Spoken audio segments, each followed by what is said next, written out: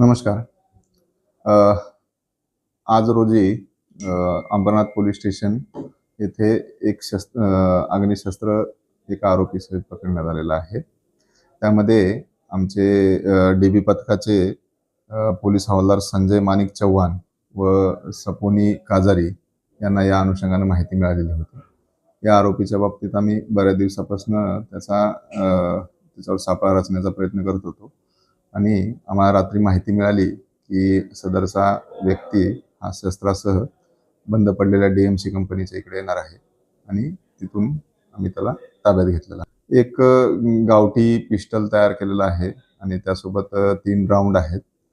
असा एक हा मुद्देमाल आम्ही त्याच्याकडनं जप्त केलेला आहे. अंबरनाथ डिव्हिजनमध्ये आणि पूर्ण ठाणे शहर आयुक्तालयामध्ये अवैध शस्त्र आणि जे अंमली पदार्थ आहेत या अनुषंगानं कंटिन्युअसली कारवाया चालू आहेत.